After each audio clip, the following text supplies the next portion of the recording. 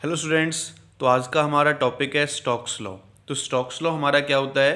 According to this law, when a body moves through a viscous medium, जब एक body किसी viscous medium में move करेगी, यानी वाटर और एयर में, लिक्विड और एयर में, जो रेस्ट पर होगा, a backward dragging force comes into play. एक बैकवर्ड ड्रैगिंग फोर्स लगेगा जो उसके मोशन का अपोज करेगा।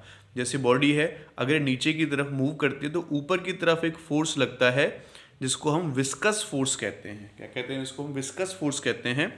और इस विस्कस फोर्स की जो वैल्यू है एक स्फेरिकल बॉडी के लिए, वो होती है 6 पाई ईटा आर वी। आर इसकी रेडियस, वी इसकी वेलोसिटी, और ईटा कोफिशिएंट ऑफ विस्कोसिटी है इस लिक्विड का। तो ये हमारा विस्कस फोर्स जो मोशन का अपोज करता है वो होता है। अब हम इसका प्रूफ करते हैं। तो प्रूफ वैसे तो नहीं है इसका, लेकिन हम डायमेंशनल एनालिसिस से इसका प्रूफ करते हैं। तो हम देख सकते हैं कि जो फोर्स है वो 3 फैक्टर पर डिपेंड कर रहा है, ईटा आर वी पर। तो इसको हटाने के लिए हम एक कांस्टेंट लगाते हैं, ईटा आर वी।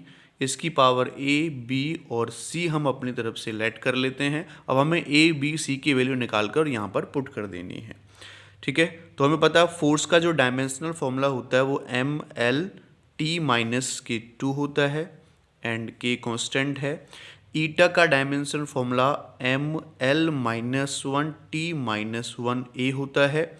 आर रेडियस, इसका डायमेंशन फॉर्मूला एल, और वी वेलोसिटी, तो वेलोसिटी का dimension formula L T minus के 1 सी हो जाता है। तो हम m वालों को एक तरफ ले लेते हैं, तो m हम देख सकते हैं एक ही है, तो m की पावर a हो जाएगी। l वालों को हम एक तरफ ले लेते हैं, तो यहाँ मल्टीप्लाई करेंगे तो माइनस का a और यहाँ प्लस का b और यहाँ l इंटू सी हो जाएगा। और t वालों को ले लेते हैं तो t यहाँ से माइनस का a और यहाँ से माइनस का c हो जाएगा।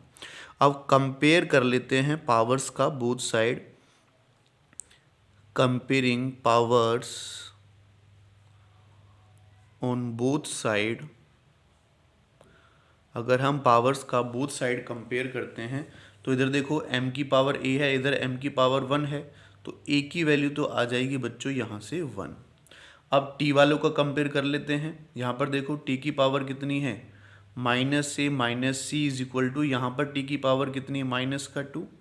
अगर मैं यहाँ पर 1 की वैल्यू a की वैल्यू पुट कर देता हूँ तो minus 1 C is equal to minus का 2, तो माइनस माइनस कैंसिल हो जाएगा, तो c की वैल्यू यहाँ से क्या आ जाएगी, 1 आ जाएगी। और ऐसे ही अगर मैं l का कंपेयर करता हूँ तो यहाँ पर देखो a प्लस बी प्लस सी है l के लिए, और यहाँ l के लिए इक्वल टू क्या है, 1।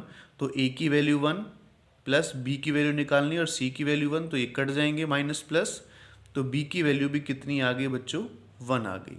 तो फ्रॉम इक्वेशन 1 हम देख सकते हैं, फ्रॉम इक्वेशन 1 से जो फोर्स है वो k ईटा की वैल्यू 1, r की वैल्यू भी 1 और c की वैल्यू भी 1 आई।